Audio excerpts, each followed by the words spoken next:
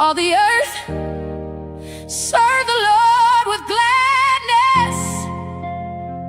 Come into his presence with joyful songs. Know that the Lord is God. It is he who made us, and we are his. We are his people and the sheep of his pasture. Enter his gates with thanksgiving and his courts with praise. Give thanks to him and bless his name, for the Lord is good, and his love and devotion endures forever. His faithfulness continues to all generations.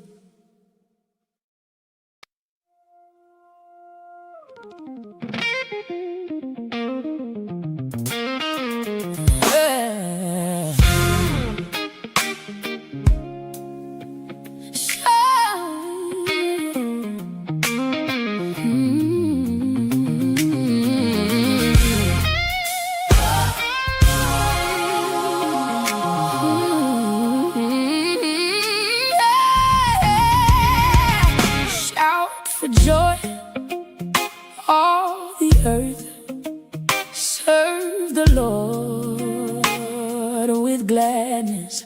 Come before him singing with a grateful heart. Know that he made us, we are his own.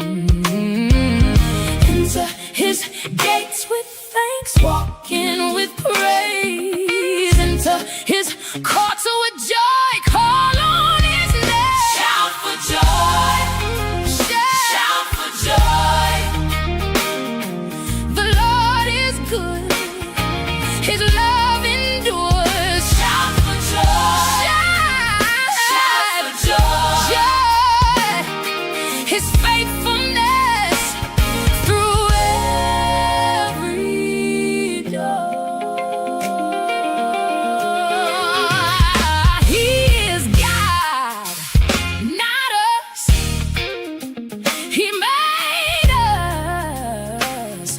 And keeps us. We are the sheep in the field of his care. Give thanks to him, bless his holy name. Enter his gates with thanks, walk in with praise. Enter his courts with joy, call on his name. Shout for joy, shout for joy.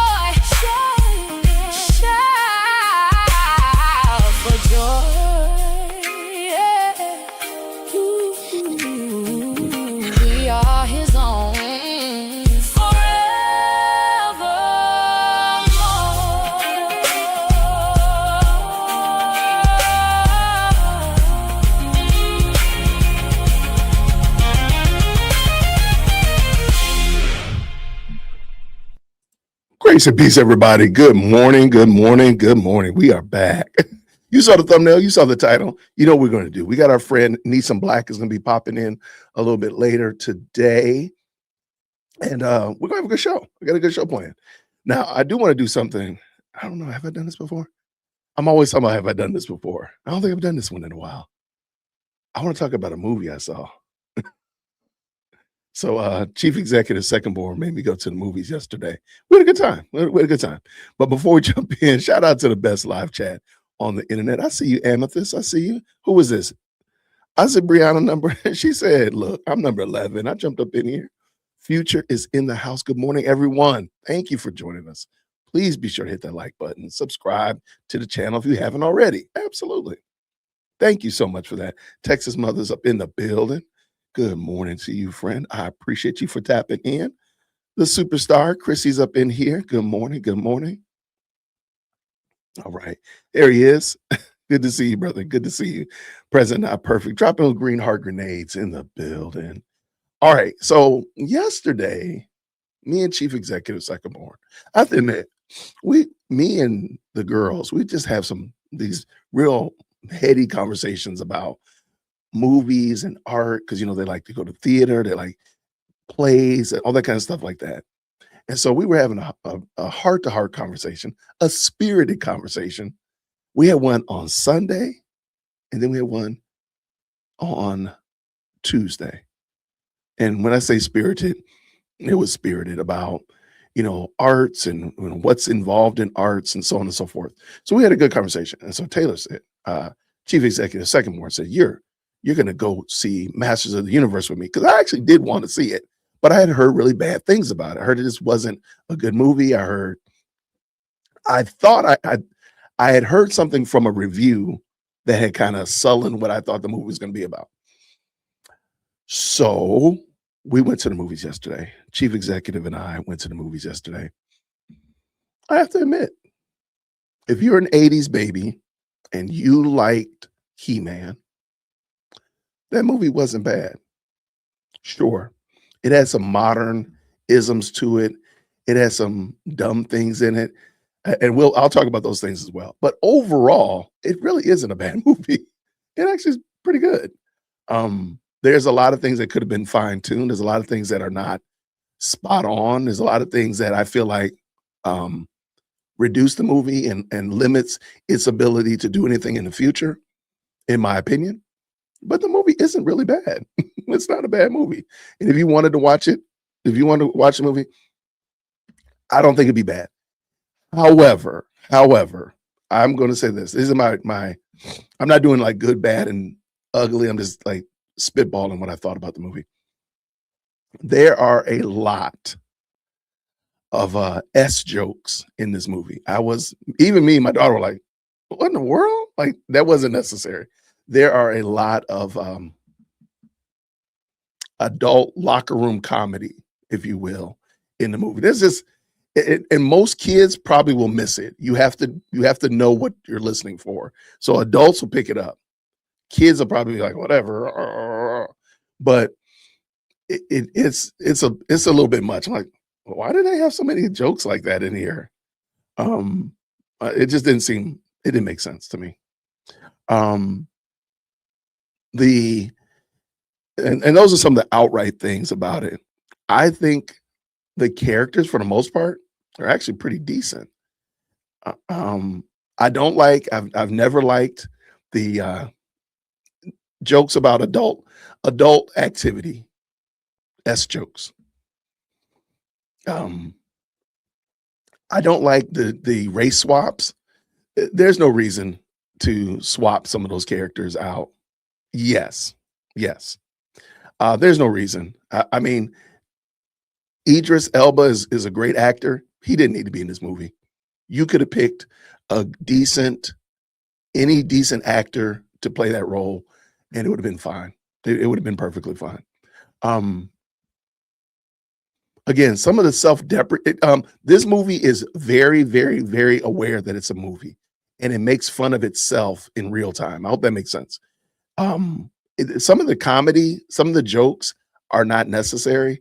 There's some parts, and this has happened in a lot of movies now, where they can't let something serious stay serious. They got to do something to make it funny. They got to do something to make it comical. They got to do something to ease the tension, if you will.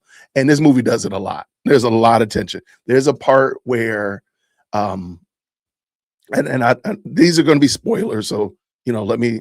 I'm sorry if I'm spoiling it. There's a part where Adam is clearly is feeling Tila, and he wants to let her know that he thinks she's the bee's knees, and they're getting real close to getting that little smooch on, right? They should have left that alone. They turned it into a joke, and again, so she puts him in the friend zone or whatever like that.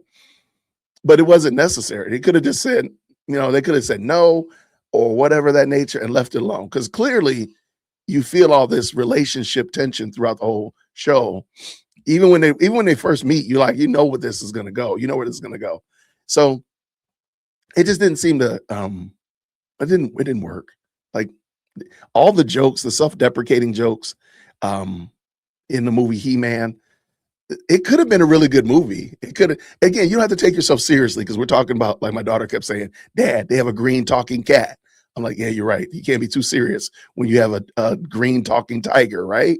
You can't be but so serious, but you could be a little bit more serious in that regard. Um, um, Skeletor was fantastic. Skeletor was terrible at the same time. The self-deprecating jokes that Skeletor kept doing, stop it.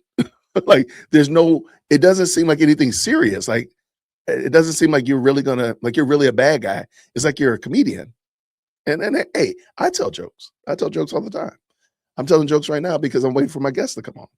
But it didn't have to happen like that. I don't know why they did that. They could have just left Skeletor to be a very bad person. He was really trying to take over and really doing. They could have did that because there are stakes in this movie that seem pretty serious because they do delete people in this movie. I'm like, whoa. Me and my daughter both like, whoa, they actually deleted that person. Oh, ouch. They're really killing people. So clearly they mean business. He's a bad guy. He's deleting people. He's taking people's lives, but then he cracks jokes. Like, I don't know why. I don't know why. And everybody else is carrying along the same joke motif. It just didn't make sense. So I'm going to say this again. Modern movies, and matter of fact, I watched the video yesterday. Y'all let me know. There's a content creator who discussed why Disney can't make good movies anymore.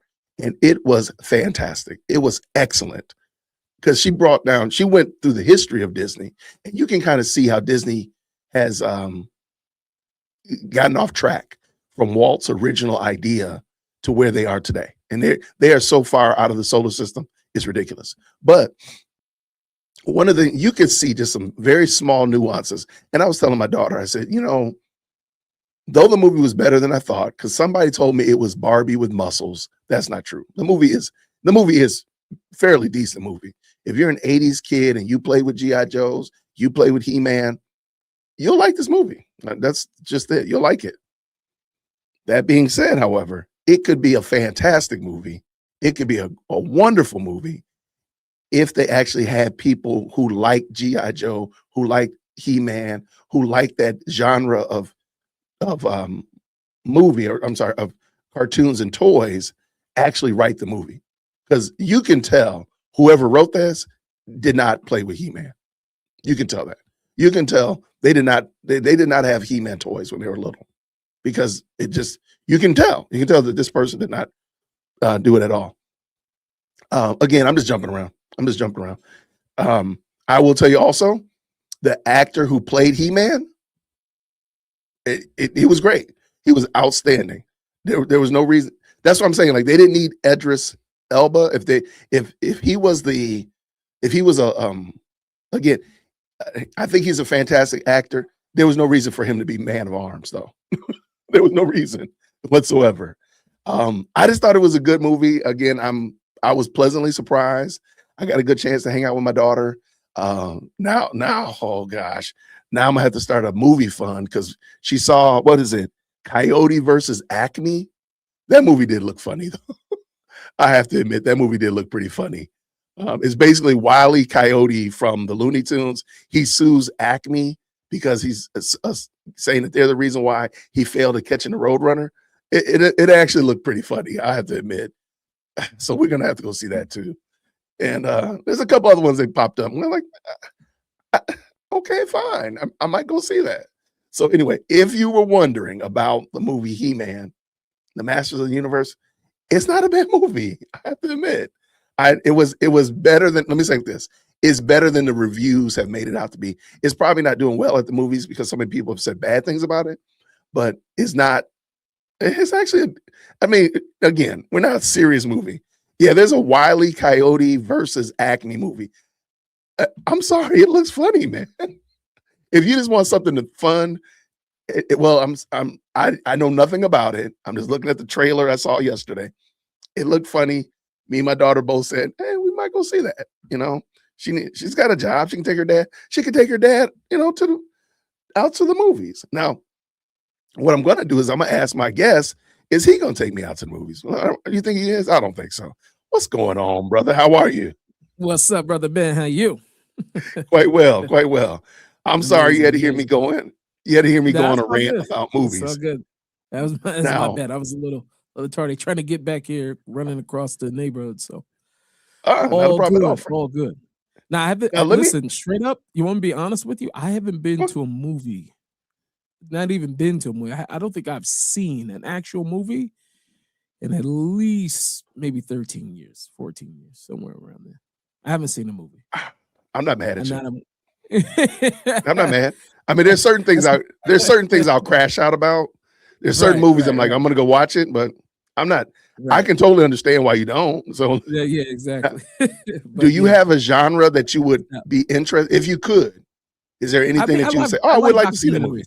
Yes, I like documentaries. Okay. I like real films and stuff like that. But like history, you know, like my favorite movies growing up was, which is interesting that I didn't even see the new Michael Jackson movie, but like The American Dream, The Temptations. I like biopics. I love seeing, I'm gonna tell you this though. If you go see that Michael Jackson movie, be careful. Because you might dance a little bit. You might want to, you might be caught singing a little bit. It was actually, so it's funny because they took me to see that. And I was like, I did not want to go see it. I did not want to go see it. I'll be honest. I was like, I had talked all this trash. And you know, come day of, I'm like, hey, let me buy y'all tickets. Like, well, where's your ticket, Dad? That movie was really good. That movie was excellent. Probably like, but it's Mike, man. Listen, I know the movie has to be phenomenal because I have not seen the movie, but the energy of the movie has reached me. Like, you know what I'm saying? Like, I can feel the energy of that movie. It's definitely made an impact. So, no doubt about it. Hearing just Michael Jackson just popping up everywhere. You know, I even did an episode recently on Michael Jackson just based off of something that I'd seen, and then, you know, that leads you down the rabbit hole of just like listening to all the songs. He just like, oh man, he was one of a kind. No doubt about it. No doubt about it. Yeah, definitely. And not trying to justify, because again, we're not arguing about Michael Jackson's past or anything of that nature. But if you want to just say, I want my kids to like peep into my past or peep into what it was like being raised, you know, in that movie does a great job, in my opinion, of just kind of pointing out like this. I have to tell you this, bro. I just thought about this right now. My daughter just told me this for the first time. My daughter's 18. I think your daughter just graduated also. My daughter just graduated. My daughter, I got a rising 19-year-old. Yep. Really? Okay. So my daughter just graduated. And so I don't remember where she was. I'm in a very closed off community. So my kids don't, like, if I ask they don't know who Michael Jackson, Michael Jordan, they don't even know what that is. That's how far they are away from pop culture. So my daughter sees Michael Jackson, and I think this is really what started it the other day. And I you know, after I've left the world for so long, you don't even really think things got a grip on you like they do. But she said something that was literally fighting words. She said that somebody showed her the other day Michael Jackson, Billie Jean, and she says, I don't understand why people like him so much. It was horrible. And I said, what?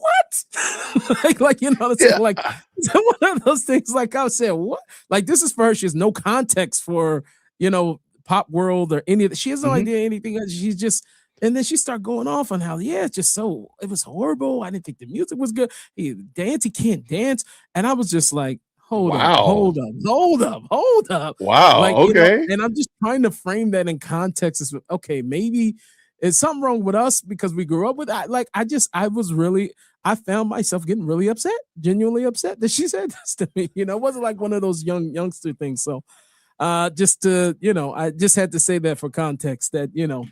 you can be far removed and not be far away. Cause once that's it, I got offended. Well, also keep in mind our consumption of musical entertainment media was vastly different than today. The Vastly. fact now Right. you can pull up your phone and get whatever music you want. Mhm. Nissim Black is dropping the album at 9:50. Guess what? I got it at 9:51. I got access to it. Now you're Right. not No, it's standing crazy. outside record stores. You're not Right. waiting. I remember sitting there watching Thriller with my dad, my mom, and all of Right. our family watching Thriller and Right. realizing it was 30 minutes long. Like that was a big deal that Thriller Right. was so long, Right. right? Right. Now Right. you just no, there is no. So I think even it's not just the music; Mhm. it is the consumption of it and how it was delivered. And it was only on BET. I'm sorry, only on MTV at that time, and it Mhm. was a big deal. Our power was something different back then. Yeah. The Yeah, like whole hype around something was much different. right, yeah, Now you because see it you're today in not going to get that professional now. sports. Yeah, no, Say for it again. sure. I was thinking about in professional sports, you see that like football's a big deal because it's played once a week. The teams are Mhm. playing, once or twice a week, Yeah, whatever the case is. The NBA is just a long, drawn out season, 80 some games, and it's like every night it doesn't pick up until the finals, really, to be honest. right. Like, because you can miss a few. So I Mhm. think right now what's happening in entertainment in general is just so much. It's just oversaturated, as they say. So there's no more like, oh, that person is the GOAT. Like this is Correct. so I think that that's sort of some things have lost their ability to be special in our eyes. Right, because of the availability of it, and Availability. again, Mhm. I like combat sports. I used to watch UFC pretty regularly. They used to have Right. a pay-per-view once a month. Now they got one pretty Mm. much every week. Wow. I mean, Wow. it's a Wow. big so now it's like oversaturated, at least twice a month sometimes. And it's just like Right. it's oversaturated when it used to be like an event. Like me and my Right. guys used to call them like, "Hey, we already got our table booked at the place. We're gonna watch it, blah blah blah." Now it's like if I miss it this week, there'll be another one next week. I mean, literally. Right. So, all right, Was my man, Neeson Black is in the building, ladies and gentlemen. Thank you so much to the mods. Please make sure you drop Neeson's link down in the chat. I wanted to have you come on today. There's a couple of now we could definitely talk about Carmelo Anthony, of course, of Mhm. course. Mhm. There's been Mhm. so much ink spilled about him. But Right. in the process of researching about him, I ran across a content creator.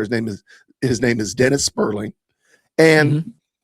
I think he's a fairly decent commentator, and I think he's a decent guy. He has some perspective on some things that I would love to hear your thoughts on. And I have to Mhm. admit, I haven't Mhm. watched this yet. So Okay. what I'm Okay. going to Let's watch. do, now I will give you this. He's talking about what I think both you and I talked about last time, the baby mama culture, Mhm. where children are born to unwed mothers. Now, let me Right. ask you, Neeson, Mhm. what people group, if we just say white or black, what people group do you think are more affected by baby mama culture? White white children or black children? If just from your observation. I would believe it's black children from my Oh, observation. And there's a reason why I say that because yeah. it's become today a generational thing. You understand what I'm saying? Because Hmm. even if you say, somebody's born out of wedlock and some white, you know, teenage girl, she went off the rails and whatever, she has this kid, for whatever reason, the father ain't around, all this. Usually she has a mother and father at home. Correct. And if she's really lucky, she has a grandparent, a Hmm. grandmother, and grandfather who are still together. So there's already talking about a whole different level of support system around that one child, as opposed to where a lot of times in the black communities, which I would see, I don't know what the numbers are, I'm just guessing, right? Is that it's usually probably only grandma. You know what I'm saying? A lot of times Right. the kids ain't even raised by the mother, raised by the grandma. But even the grandmother still ain't with the grandfather. And so then you have a generational thing of just like dysfunction, you know. So that's what my assumption would be. No, no, I got you. So, Brother Sperling, I'm gonna bring him on and tell Mhm. me wherever you want to stop. I got some place I might want to Okay. pop in myself. But this is Dennis Sperling. I'll make sure the link is down in the description after Okay. this video is over. But let's check out what the brothers got to say. Let's go. We've got to talk about foundational Black American women, okay? Because when people bring up hood prom, okay, and well, let me say this first. Are you familiar with hood prom? Yeah, I'm very familiar with hood. Okay. prom. It's such an It's embarrassment, ridiculous. man. It is embarrassment. High levels of cringe right there for sure. Learn something, I should earn something. That's about it. I'm not going to go too deep into that because I want this thing to roll through. But she was directly dealing with foundational Black Americans. This is important that we delineate. Hood prom, all right? Right? You try to frame that as some Black culture as dysfunctional. That's what she was doing. And they always circle back to this single mother narrative, like that's the foundation. So let's deal with it directly using numbers from places like the Pew Research Center for Disease Control, or the Center for Disease Control and Prevention. Shout out to Fuquan and the United States Census Bureau. Now, here's the thing I want y'all to understand. Are y'all with me? Listen to me. Listen. You in here? Around 28 to 30% of white women who give birth aren't married. 28 to 30%. Go ahead. What'd you say, brother? Okay, 28 to 30. No, he said if we were in here, I said we're in here. We're in but here. yeah, We're he in said, This is gonna be interesting. I can already tell what we're going already. 28 to 30% of white women are born. What did he say? Of white. Well, let's back up here. Exactly what he said. You're Okay, right. yeah, say what he said. I want to hear that stat. Listen to me. I'm real time fact Listen. checking over here. You know what I'm saying? Oh, I got you. Because I was trying to do it too. So we Let's we do are it. birds of the same feather. All right, here we go. You in here? Mm-hmm. Around 28 to 30% of white women who give birth aren't married. All right. 28 to 30% of white women have children outside of wedlock. They're not married. Got it. 28 to 30%. Okay. All right. All right. And that's every year. Every year. Okay. All right. 28 to 30% of white women who give birth are not married. Okay. 28 to 30. So let's just play a game. If 100 babies are born a year, let's just say 100 babies are born to white women. That means 28 to 30 babies are born without a dad in the house. Right. Is that fair? That's what he said. Okay. Yeah. Right. 28 to 30%. Right. Okay. Make sure I heard. Okay. Percent of white women who give birth are not married. Okay. Is that clear? That's a lot. Now, the total U.S. births are about 3,596,000 births. Okay, 28 to 30% of those are single mothers, single white women who got knocked up and pushed one. He messed up. Did you see what he did? Yeah. I don't. You see what he did? No. I didn't. He said of white women, Mhm. 28 to 30% of their children are born out of wedlock. Then he says of American births, there's 3 million American births a year, and that 28% of those are. That's not necessarily true. That's not true. That's not So true. maybe That's not he's saying that saying- all. Yeah, that doesn't. I don't understand how that adds up. Yeah, I think he.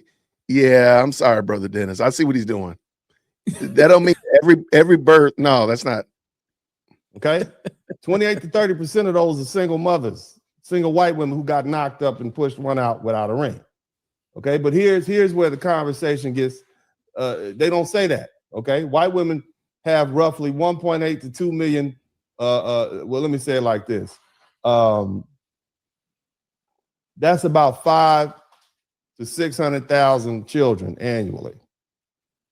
Okay, 600,000 children hatched out or given birth by white women every year. Now, I want you to zoom out. Now, let's use some broader estimates that come out. But you see, he did not tell us, and this is a problem that I have with this. And a lot of people, one of the issues that we have is that we are quick as a highly melanated community, Nissim, to point our finger at the less melanated community. Right. And so the analogy I would give, and they're always like, well, what about white people? You're not saying this about white people. You're not saying this about Asian people, Hispanic people, Indian people, fill in the blank. Why are you only talking about black folk? Why? Yeah, said, exactly. And I said, well, think about it like this. And this is my analogy I want to give you. Imagine that you played sports. And let's say you have a capable team versus another capable team. And you are the coach of your team. So you are the coach of your rugby team, the coach of your soccer team, the coach of your basketball team. But your team is getting a lot of penalties, unforced errors, a lot of violations all throughout the game. Would you expect, and let's say the other team is getting some too, but not as many. Would it be expected for you as the coach to get up, walk over to the other side field or the other side's bench and coach them to not get penalties? No. Would that make sense? No, absolutely not. I think most people need to coach your own team. You need to coach your own team.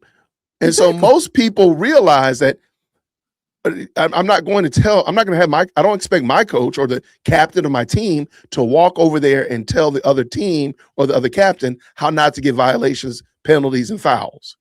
Right. Or how to shoot better or how to follow through. You would expect them to coach the team that they're on. Right.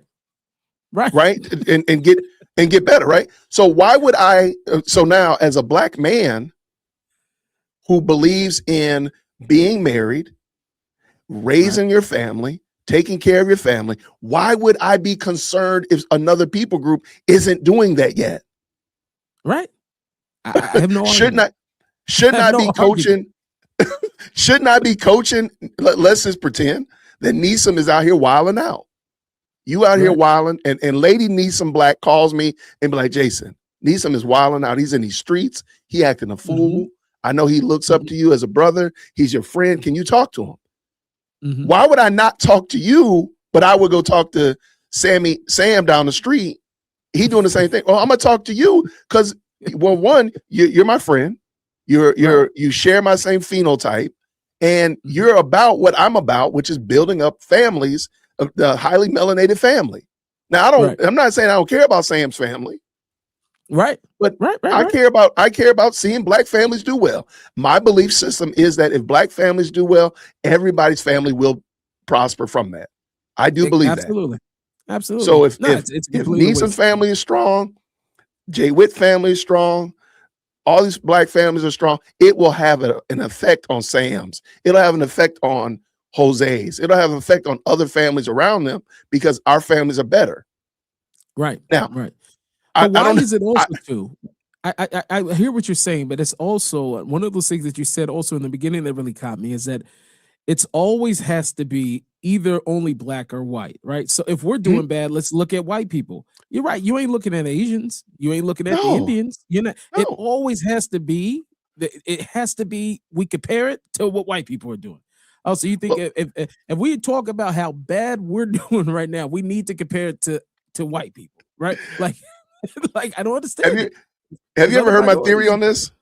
No, I don't know. You meant personally, I believe that black people truly esteem and pedestalize white people to the point that the only valid argument is white people. Right. 1000%. So let me jump back to the beginning of our conversation. Movement, really pushed that, by the way. I think that's and a lot of my people have heard me argue this because I'm a comic book fan. Okay. And a lot of people don't realize that the only valid Peter Parker is Peter Parker. Only valid Spider-Man is Peter Parker.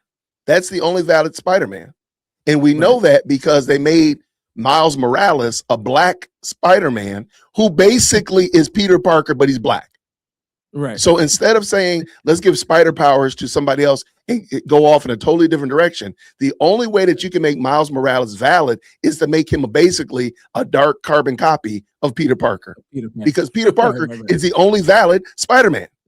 So Right, what you're right, saying, and the same thing with Val Zod, with the Black Spider-Man, Nubia, the Black Wonder Woman, fill in the blank. Mhm. You're only saying that the only valid characters are white.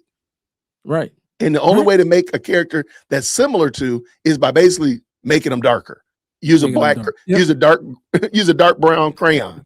So, but that's us. That is our fault. We don't need Right. to do that, but we do it all the time. We all the Yep. time. Well, instead of saying, let me look at what I'm doing in my community, we immediately jump across town to the suburbs and say, well, they're doing that over there. No, Mhm. that's irrelevant. Right. It is not Right. an apples to apples comparison of any inner city to any suburb to say, well, Right. over in the suburbs, the white kids is doing drugs too. Dude, the drugs in the inner city are ravaging It us, is destroying. No, destroying. So, but we would much rather compare ourselves to them.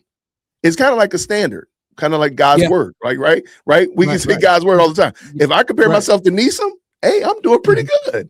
I'm doing pretty good. If I compare myself to the scriptures, I'm in trouble. I'm in cash money trouble. So I think that's my opinion. Like we are constantly trying to coach the other team and not actually Right. dealing with our own. Not dealing with We our got own players. Yeah, we got players that ain't in their uniforms. They ain't got their shoes tied. They out here shooting a basketball on the football sagging their court football field. pants, man. Right, Sagging the football pants. Sagging the tight. football pants is crazy. Instead of actually trying to be a good player for our team, we're busy worrying Right. about they over there doing this. Stop Right. it.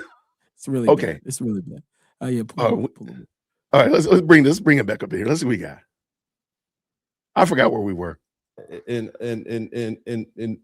when we look at, there are about 8 to 9 million black mothers altogether. Okay. Now, when I say black mothers, about 3.5 to 4 million are black single mothers. Now, if you listen to that number, they're going to say, oh, well, that's a lot of single mothers. Oh, that's a lot of black single mothers. But you have to account for the fact that since we're talking about hood prom, we're talking distinctly about FBA. Somebody type FBA in the chat room. We're talking about foundational black Americans. We're talking about the American Negro. We're talking about descendants of the enslaved period, people who were here before 1865, not recent people. So when we discuss FBA, birth out of wedlock, you have to understand that there are 62 different ethnic groups of black people in America. Hold on, That's Jay. I have exhausting. a question though. Go Hopefully ahead, he's man. going to get there. The question is, even when we went back to the 28% of white, there's an issue. I can understand, but being Mhm. born out of wedlock, that doesn't always mean single, though. You understand what I mean? So the question is, the issue of what we're dealing with a lot of times is the father absence. It doesn't just because a child is born without being married. I would say, yeah, there's an obvious issue with probably the values there, or whatever the case is, or however that happened. However, Okay. that doesn't always mean that the circumstances, that's the problem sometimes we're looking at statistics, doesn't mean that the circumstances are the same because the numbers could pop on the same sheet, because in another category, they could be worlds apart. This one has a father that's present. This one may not know who the father is, right? So I think that Okay, that's I got you. the numbers themselves. I hope that he's going to get to that point, because I don't understand how, whether they're single, they're not single. The point of the matter is are their parents to father and to mother the child. No, I'm right there with you. And I do think that, I don't know, because I'm really watching this first time with you. Right. I'm going to go on a limb and say he's probably not going to say that. He's probably not going to Right. deal with that, because Mhm. in my opinion, the issue, though I think it is a very bad issue that so many black children are born to single moms. The greater issue is that they're not raised by men. They're being raised by Exactly. their moms, Exactly. the aunties, grandma, and so forth. Therein is the problem. And Mhm. he did a video that a lot of people like. He was talking about, we have emotional, what is it? Little boys in men's bodies behaving emotionally like women. I thought it was great. Right. It was great. Yeah. But Yeah. so I think that's the bigger problem even is that Right. they're not raised by men. Because yeah, you could have a man and a woman living together. They have kids. They're not married. The woman is Mhm. technically single on paper, Mhm. but she has a man in the household. That is very Right. possible. Right. Okay. And I'm not saying that that's the right way to do it at all, Yeah. You and but I both would I know agree that's with. not what you're So saying either. yeah. But that's different than if she's Mhm. single and the dad lives on, in another town or another state or whatever. That's a different scenario than Mhm. than that. But both of them, the question is the man involved in the upbringing and raising of the child? Therein is the Exactly. question that I don't think Right. people are asking. But let us keep this dance going. Let's bring him back over here. Dennis, get on back over here, man. Let's go. That's Jamaican, that's Haitian, that's Dominican, that's Trinidadian, that's Tobago, that's Ghana, that's all the countries in Africa. You got all the people, South America, et cetera, et cetera. All right. And so numerically, when you integrate those into the statistics, that's a bigger number than foundational Black Americans. So here's the thing, about 75%, and then also they have their own children. So they have second generation. So when you break the numbers down, 75% of Black Americans are non-immigrant in lineage. And so when you separate that out, about a quarter of the children born to so-called Black Americans are not from our culture. They wouldn't have a hood prom because they are not foundational Black Americans. She's only dealing with it. She's not talking about some people who came from here from Zimbabwe who had some kids. She's talking about foundational Black Americans. So when you do the numbers, about 375,000 Black women in this country, anywhere from 375 to 410, have children outside of wedlock. Okay. Of the 550 Black births, it's only about 375,000. And so what does that mean? What it means is foundational Black American women are only giving birth to 375 children out of wedlock, and white women are birthing up to 600,000 bastard kids every year. You understand? Yeah. Yeah, I'm very interested how you would classify the word bastard. So the real is very interesting because according from the biblical understanding of what a bastard is that one who a child that's born not necessarily out of wedlock, but one who's born of a forbidden relationship, meaning that I understand that you will want them forbidden in the sense of adultery, for instance. A child that's born out of adultery is much considered a bastard child in terms of I guess the biblical understanding. So I don't know if I would understand. So I don't know if first off I wouldn't call him a bastard, but that's I just think that yeah, but that's interesting. It could mean that in American regular typical American understanding as well. So now most people use it as a pejorative. A pejorative. It's kind of, okay. I mean, it's a way to attack without Yeah. attacking. Right. A way to again, just I would put it on the same in the same ledger as any other slur that we would call somebody. Fill in a blank, whatever white slur, Hispanic slur, Black slur, children born out of wedlock slur. You didn't have to call him that. I mean, I got your point. I understand what he's trying to say.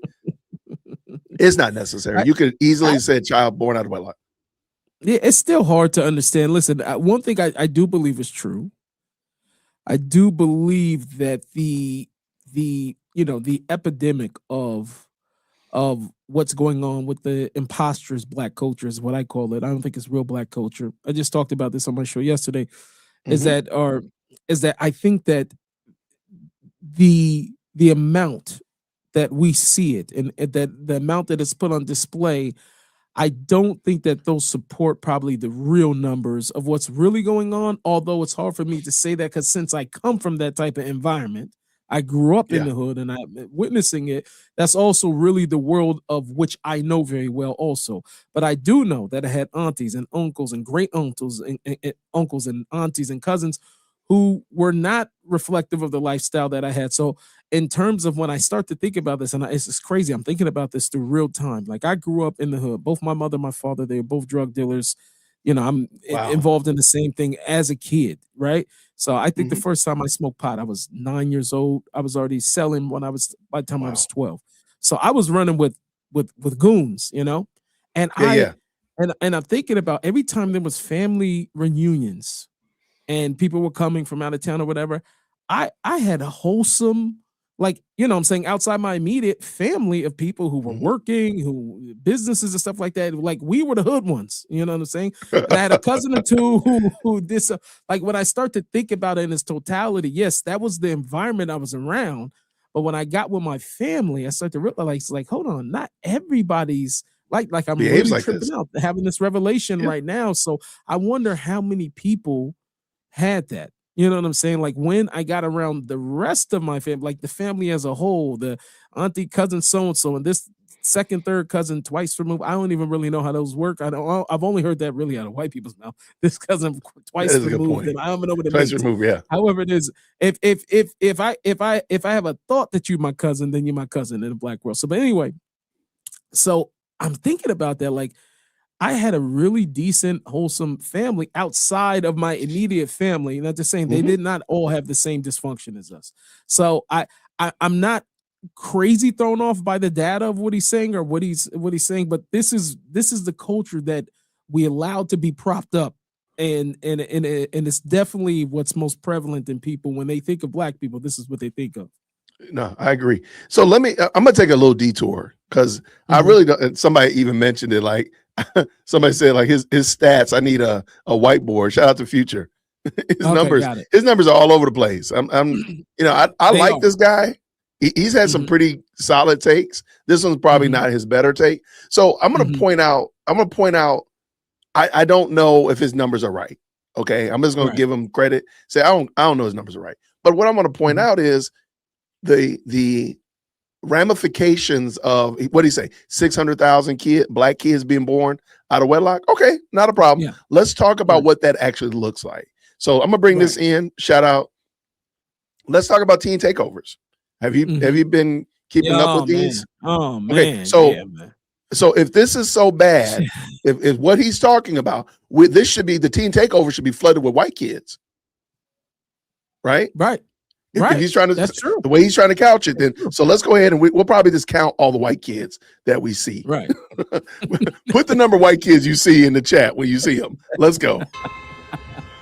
Teen takeovers started popping up in Chicago in 2022. This video from April of 2023 showing a trail of destruction left behind.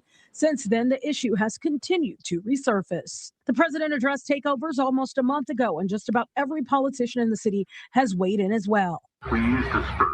Since then, there's been finger pointing, political posturing, and plenty of promises. The vast majority of the young people who came downtown because it was great weather and an opportunity to enjoy the city. That's absolutely entirely appropriate. There are a few that came with different intentions, and they have and they will be dealt with. More than 3 years later, a different mayor, some new city council members, but many residents argue the same problem remains. We have to also continue to work to mobilize our city and community resources to prevent and mitigate the impacts of large, unauthorized teen gatherings. Mayor Brandon Johnson vetoed Alderman Brian Hopkins' snap curfew designed to help police break up large, unsupervised gatherings. City Council failed to override that veto. That was 11 months ago, and just days ago. I hope summer goes well in the city of Chicago. We heard from a frustrated Alderman Ray Lopez after his proposal to find parents whose children participate in teen takeovers failed to move ahead. The ordinance was voted down in committee 32-16 and never made it to the full city council. But some of the people who helped organize teen takeovers say the answer isn't as simple as another ordinance. When you say you've hosted multiple teen takeovers, how many, if you had to put a number on it, Daryl, how many would you say you've hosted? Anonymously, probably like 20 plus. No? 30 plus. I don't hosted like too many. Daryl Hess and Nunu say despite community organizations offering programs throughout the summer, many teens are looking for something different. I feel like the Boys and Girls Club, the library it's not hitting no more. So like they need another form place to, like, somewhere to go, you know. Hess says one of the biggest problems is that the young people participating in these takeovers haven't been given a real seat at the table to explain what's driving the behavior. When I think about City Hall and I think about the discussions that's being made, I think about them just being stern. Like, you know, we definitely need to be in the conversations with them so they can get a better understanding. Tia Ewing, Fox Chicago. All right. Did y'all put in how many white kids did you see in the clip? I didn't see too many. I mean, they're walking around on the outside, hearing it. Right. There's some high yellow kids, but no, man. I'm sorry, man. Wow. Now, this is my question, and I would ask this to Dennis. All right, looking here, and I don't remember exactly where Dennis Sperling is located. I'm like, okay, every city has been infected with this. I'm here in Atlanta. We've had them, not like to the degree that they have in Chicago, but we've had them, right. And I'm like, okay, how many of those kids are white? Let's go ahead and do that. But then also, since you're trying to finger point at other people groups, how many of those kids are white? Okay, but then also, how many of those kids have dads at home? Because I really believe now he's a dad. He's a dad. He's married. He has kids, and apparently, you know, hearing this testimony, he governs and raises his family. I think that's great. Can you look at these teen takeovers with a sincere, honest look and say these kids are being governed and managed by a dad in the household? Therein is the problem, because we don't see white kids doing that. Exactly it. Right. That's true. That's true. And it's another thing. Like, here's my question. And this is where, you know, it's a culture thing. Really, it is a cultural thing, because who consumes, you think, maybe the soundtrack, the music that drives this type of behavior, right? Who consumes it more? Obviously, white people, white kids. There's much more of them. They're the ones that show up all the concerts. They pay all this other stuff, and you see them. You know, even they may have a period of time where they're just really into hip hop. You know, usually through the teenage years, and they try to be black and everything else like that. But it doesn't usually affect them in the same way as it does black youth, right? You understand what I'm saying? And so the question is that if they are spending the same amount of time as of consumption hours of the same dysfunction and the same everything else, why is it affecting black kids more than it's affecting white kids? Same poison. It's a cultural understanding. There's always something to fall back on. I think so, much more so what I would say with the white youth who are listening to this, or whatever other culture or races, right? Yeah. And to where it doesn't affect them is because it's a culture thing. And so I think that, you know, at the end of the day, that's why that even though if they're consuming the same things, if they're watching and they're being influenced by the same media or whatever the case is, it's influencing one and having much more of a detrimental effect towards black youth than it is of any other other race or nation. Let me ask you, let me pose this, and I'm really working this out in my mind as I'm talking. So as a man, as a black man living in Jerusalem, you have a certain culture that probably is different from me. Is that fair? Okay. Yeah. And okay, you know what? We were talking about Michael Jackson at one point. All right, there we go. Right. And so let's say for a moment, I come over your house and we just whip out some old Michael Jackson. We just, me, you, and your wife, my wife, and we're just having a good old time, just yucking it up. You know, maybe a little bit of dancing is going on, maybe a little bit of moonwalking is happening, right? But we're like, man, you know, going back to our childhood, talking about all this kind of stuff, and then we shut it down and we go back to life as we were living before. Right. Is that fair? Because one, you have a cultural framework and a lifestyle framework that we just, for a moment, we just kind of stepped out of it for a moment, if you will. Exactly. And just had a good old time referring back to it. This generation, they don't have those guardrails around them. So, and sad to say, anything that's counter to what's considered quote unquote black culture is considered bad. So anything so the things that you and I would probably amen and agree to as normal in our parlance, man being married to a woman, raising his kids, taking care of his family, all those kind of things that we see, those things are being considered bad.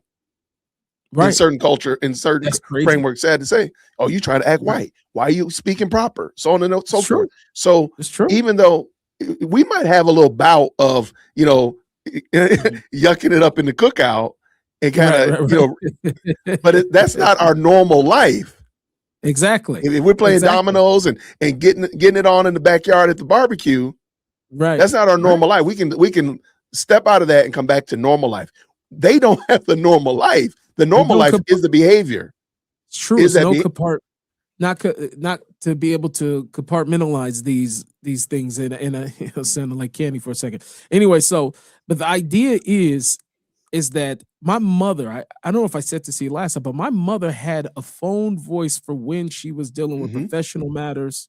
Yep. And she had another voice from when she was talking to her girlfriend. I can walk in the room and know about who my mother's on the phone with based on the way that she's talking, right? There's a way to have a profession. And she's not fake. This is just really who she is. However she gets off the phone and when she goes back to is who she is.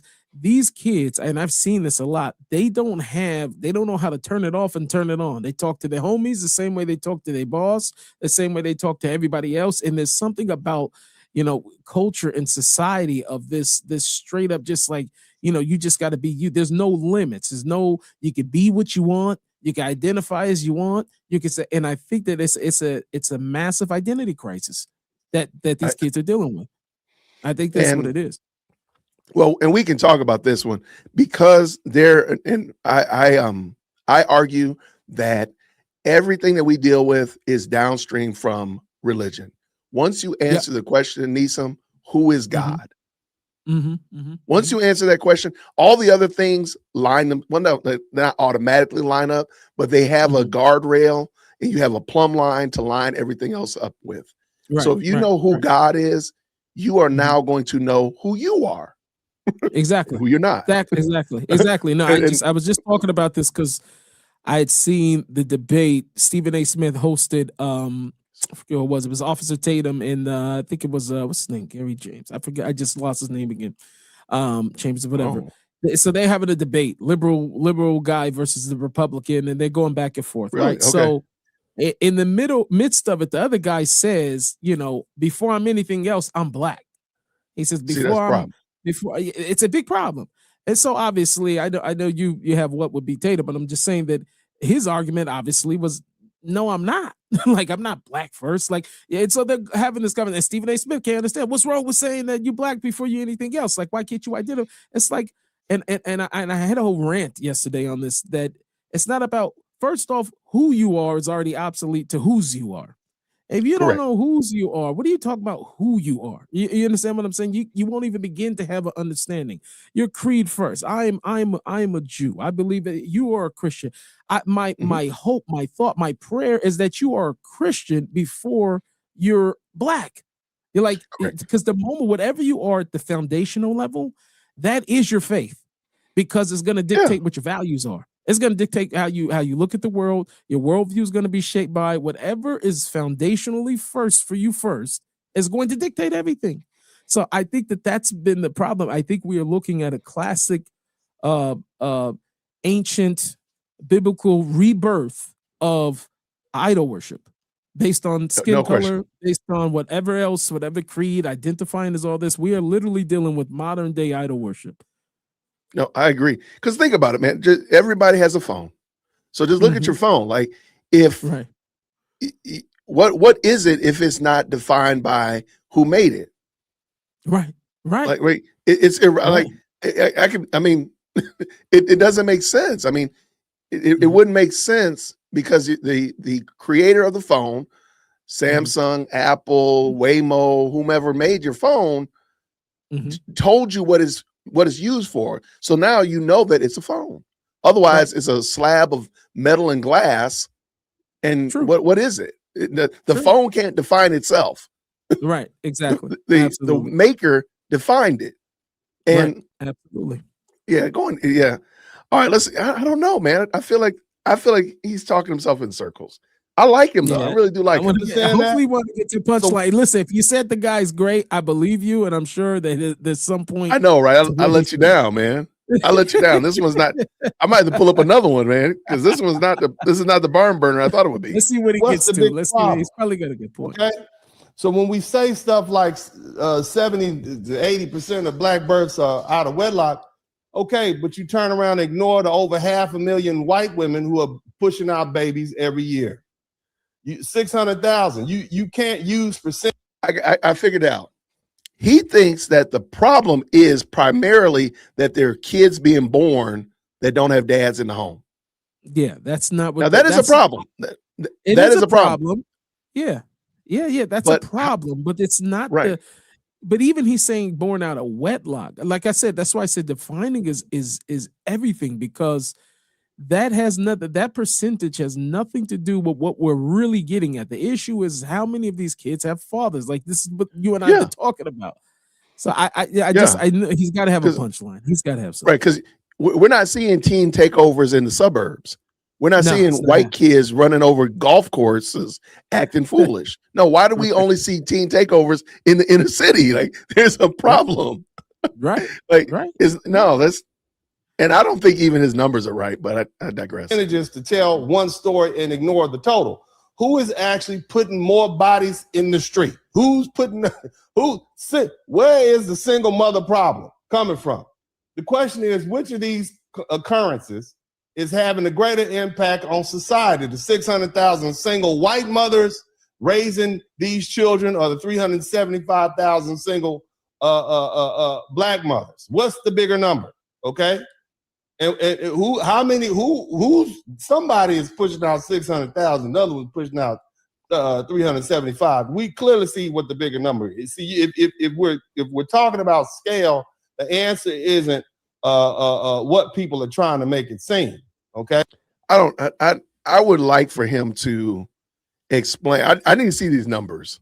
Yeah. Because I listen. Somebody said, even with truthful numbers, it don't make no sense to me, because it's always going to be about impact.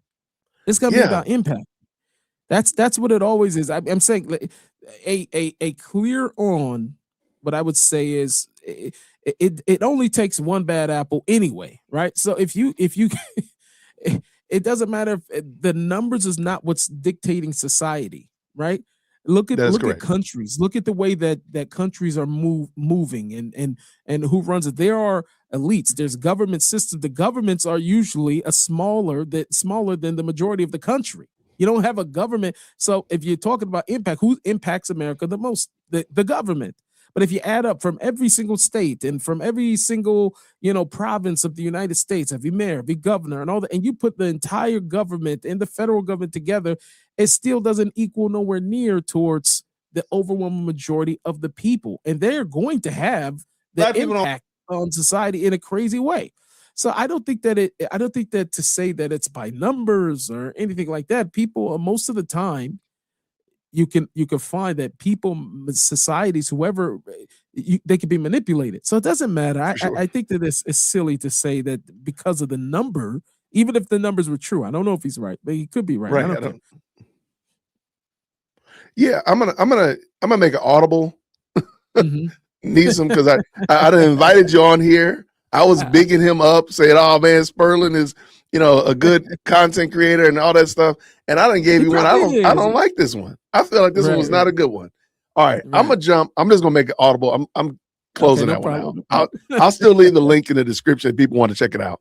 But he did talk about one. I think both of. I'm hoping. Again, this is a blind reaction. He's talking about all these quote unquote content creators and influencers, Chud the Builder, Nick Fuentes, Myron Gaines, and them being racist. I think this one's going to be better. I'm praying, bro, because otherwise I can't be 0 for 2, man. I can't be 0 for 2 up in here tonight. I can't. Shout out to Nissim Black. If you could, please, if the moderators could double check, make sure we've dropped Nissim's chat link in the chat, please. And I also want to say thank you so very much to Kay right here with the 5. This is the day that Michael Jackson passed away. It was June. Wow, I didn't know that. June 25th. I didn't know that either. Rest in peace, Mike. I did not know that. Thank you so much for that. Well, there we go. See, man, we was in the spirit. There we go.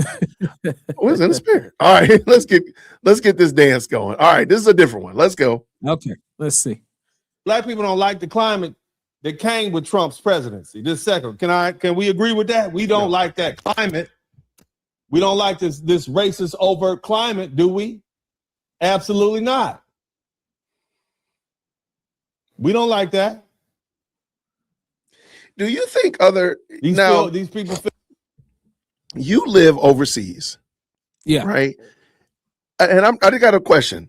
I noticed that we talk in very collective language, and I'm using it right now. Like black folk. We talk in very collective language. Do other people groups abroad do that? Do they speak on behalf of all Italians or all Sunni or all? Do they do that? Because it just seems odd that we here in the United States speak on behalf of every other black person. No, it happens. It's much does? more Okay. so. It happens over here, and since I don't know if it happens in terms of in European culture and stuff like that. I travel quite a bit, so I don't know if it happens over there. But right now, just due to there's a lot of conflict right here, right? You have Jews, you have Arabs, you have so you do have some of that, and culturally in the Jewish world, we do use a lot of we. And realizing that we need to work on the we, but it happens. But it's ironic that in America, I would say that it's used a lot much more so by us, right? I'm doing it again by us, right? We use much more than other cultures of where there's a melting pot. But I think you may find it anywhere where there's a dominant certain ethnicity or two dominant or three dominant ethnicities, you may find it much more so but in America where it's a melting pot, you probably find it much less outside of the black culture. Really? Okay. Because I'm just it just seems interesting. I never hear white people talk like that here. Yeah. I don't hear Hispanic people. I don't hear people saying we need a white leader.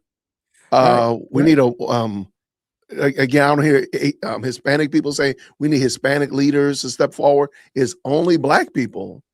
Primarily, the issue is that the we doesn't match the action, right? So there's good point. One of the criticisms that we get is Jews is all the Jews, they just stick together or whatever the case is. So that's a justifiable we, because we talk about we all the time, right? So although from the inside, I could just say from the inside, the argument is always there's not enough unity. From the outside, everybody thinks the Jews just all stick together. I mean, the amount of infighting that goes on is insane, right? Not to the point of where people just taking each other out. It's nothing reflective of Chicago. But what I'm talking about is that there is a certain sense of there has to be a we, that it's God mandated that we have to be a we. So therefore, we's very much so part of the culture, but it plays out in society. We take care of one another. We look after one another. And when you're not doing it, you're called on it. Right. So the issue and the irony of in black culture using we all the time, when we ain't really a we, it's not really a we. You understand what I'm saying? And so we is used a lot, but it's just used because it's advantageous against, whenever it's because I tell you what, when they talk about we in the streets of Chicago, what happened the other day, all these people that got shot the other weekend or whatever the case is, 38 people shot. It's crazy, bro. It's crazy. Yeah. That's insane. But where's the we? Where's the we there? Right. We only we when the Carmelo and Metcalf situation happened. That's when we become we. So I think it becomes more noticeable because we become we at interesting times. You understand what I'm saying? I think that's what it is. Those are bars right there. We become we at interesting times, because in Chicago, we is ducking. Right. Right. We are ducking and we're looking for cover. But Carmelo, we stand with Carmelo. Like, what do you mean? What do you mean? So all right. Good catch. Feel entirely too comfortable saying what they thinking out loud. They used to have sense enough to shut up about it. The FBI and the DOJ said they reported almost 12,000 hate crime incidents involving 14,000 victims in 2024. And race made up the largest category, and black people were the biggest victims of hate crimes. But here's the part people don't want to tell the truth about. I want you to listen. You're not gonna like me when I finish. I want you to hear me. Listen. There's a lot of black people who secretly like some of these racist ass white commentators, or at least they like certain things they say. I'm gonna say it. You don't have to like me. I don't give a damn. Let's look at the old hot boy Nick Fuentes. He says some racist, offensive stuff all the time. But if you look, okay, because I know where he's gonna go. Actually, I do remember. I have seen a little bit of this. I know where he's gonna go. I want us to stop, and this is something bad. I know people don't like when I say this. I don't believe that everything that we say is racism is racist by a mile. I don't think a lot of this stuff, just because Nissim says something that a Hispanic person doesn't like, doesn't mean that Nissim hates that white person, the Hispanic person, and vice versa. That doesn't mean that. Just because somebody says something that bristles your hairs doesn't mean that it's racist. That again, we're assuming you're assuming motive and intent just because I didn't like that Nissim said something to me. Well, he's a racist. Like we need to stop that, because there's some true opportunities to learn from one another that we're missing because we just sit there and yell, well, this person's a racist. It actually says something, because the other one, he was talking about the hood prom situation. I would love to understand, why do we celebrate proms? Like, I don't know. I don't understand that. I would love for somebody, and when we ask it as a highly melanated community, we get called all this stuff, you just hating and blah, blah, blah, black joy. We just want to celebrate. When a white person asks it again, the same thing, you say that she's racist, you still ain't told us why you're doing it. Right. Why are you renting a Ferrari for a kid, walking around here flashing cash, or flashing your rent money? Why are you doing that? What is the value in that? Yeah. I don't get it. I just it's really, really bad. It's really, really bad. But I agree with you. Not every single thing that you say is racism. Listen, I'm both worlds. Not everything is anti-Semitism that somebody says is anti-Semitism. Like, it's not. It is more in volume. I've said this before. I have experienced much more anti-Semitism than I have racism, and that's just because I grew up in the Pacific Northwest. It's very is what it is. So, but I could definitely say that it's the sheer volume of racism are things that have come off has been a result of black fatigue, right? And so people have much more so emboldened by a lot of the nonsense and rhetoric. Like the most racist thing to ever happen was Black Lives Matter movement. Like that created, like, I talk to friends that in my inner circle, they didn't be comfortable with me, whatever, just like people that I know who are, I always say Jews are not white, they're white passing, like Ashkenazi Jews come from Europe or whatever. They're white passing, but Hitler didn't treat them like they were white. So you could call them white if you want to. So, but he said, one of my friends said to me, it happened to me a few occasions, is like, yeah, bro, I just stopped hiring black people. Just after the black, like he was just straight up with me. I can't do it. This one started acting out like that. What it did was it created things that nobody was even thinking about. These were not even conversations there. And then once the backlash happens, then it's like, see, they've been like this the whole time. It's like, no, they actually were not. No, you exacerbated it. You have exacerbated and brought out things that people just. Yeah, it's crazy. So no doubt about it. Every time it's brought doesn't mean that they're being racist. And to be honest, I don't know where he's gonna go, but I could say that Nick Fuentes is a complete. He's the guy is off his rails and his rockers. I think a lot of it's performative. You can see him like with a smirk on his face because he knows like he's saying so, like he does. He's genuinely not genuine. And a lot of the things he may believe what he's saying. I love it, but he's like he's really saying it much more so for the thrill than he is for the fact that he actually believes it. And he says stuff sometimes that makes you go like, wow, that's a very interesting fact, right? Like, doesn't remove the color of who he is, but he's a respectful enemy, basically, I could say. Right now, and I've actually stopped. I've highlighted some things that, because Nick has some moments of cogent response. I'm like, this is the best I've heard anybody say this. I actually have stopped highlighting his stuff because I'm like, I don't want to have to answer for Right. the 900 things that he said that are insane. And because I'm using the 3 things that he said that were really cogent, or, you know, speaking against Candace or calling out an issue, I'm like, you know what? It's not worth it to me. Right. But Right. again, Right. like every broke clock is right twice a day. Twice a day. Just so That's happens, right. it just so happens that Nick's clock, sometimes the day is like 500 hours, but it's right at least twice a day. But Right. Right. again, to just pinpoint what you just said there, a lot of the quote unquote things that we're calling racist in 2026 are really the fact that we exacerbated and went too far into really Right. insaneville in 2020. Mhm. And a Right. lot of people, like, they're pushing back on that because they did all this, you know, bending over backwards, turning themselves into pretzels to prove that they weren't racist in 2020. And now they're like, Right. look, I'm tired.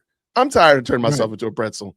Go Right. kick rocks. And that's why we Right. have this situation now. But let's see how he teases us out. Let's go.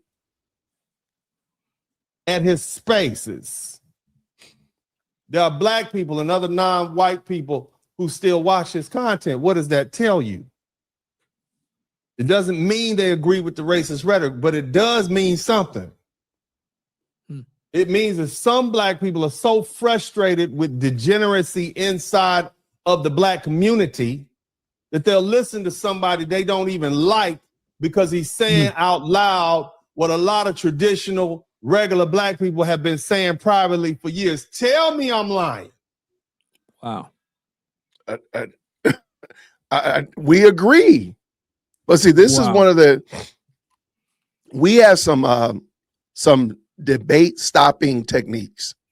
One of them is to call you some black pejorative, Uncle Tom, a coon, a bootlicker, whatever like that. And that stops the debate. The other side is calling somebody a racist or a fascist or fill in the blank, some kind of istophobe, right? And it just stops the debate. So, you know, Nissim might come to me with a very valid, Jason, you need to do X, Y, Z, A, B, C. Oh man, you just being a bootlicker. Oh man, you just being a this, that, and other. And then you're like, okay, I guess I'll just stop. And so I'll never change. I'll never grow from the opportunity of being corrected by somebody. But then if somebody less melanated says the same thing, oh man, you just this, that, and the flow. You're an istophobe. It just kind of stops the argument. Right.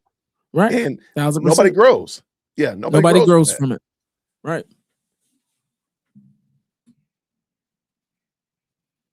You can't. I hate to say it, but the same thing go for fools like Chud the Builder. Look, man, you ain't got to like what I'm saying, but I'm telling you the truth. I know my people. I listen to my people. When that man gets on the internet and says that you are chimping out, right? We don't like how it sounds, especially coming from this white man from Tennessee. Talking down to black people. We don't like that. We don't like the fact that he just picking on regular black people and picking fights with them.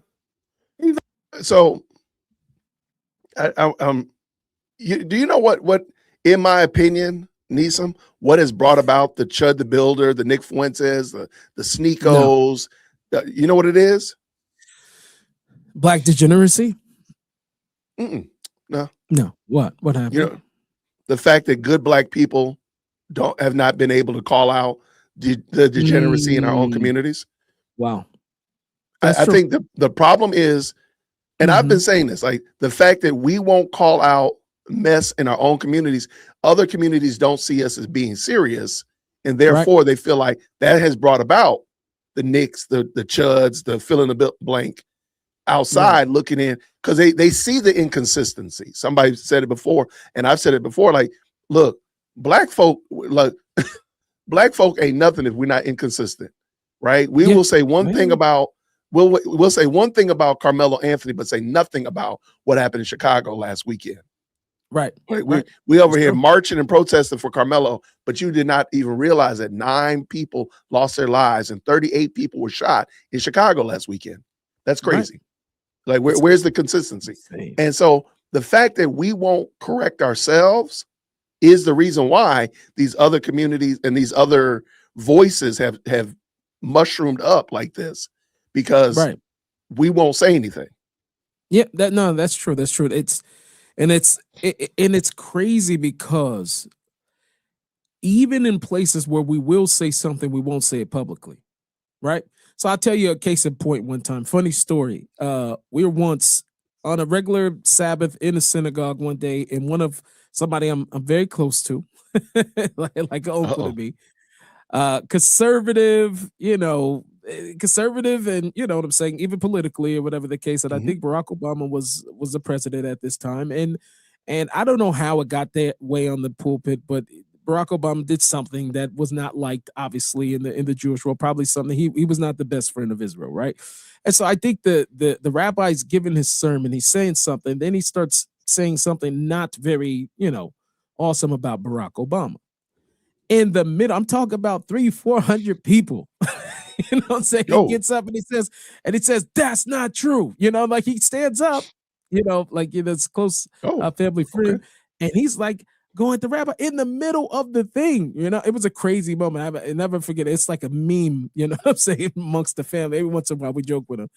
And afterwards, we're sitting there because we usually have like you have a fellowship, but we have a kiddish afterwards. We have meal after the whatever. Okay. And he comes over to me and he's like, I don't like Obama. He said, but I couldn't let him talk about another black man like that.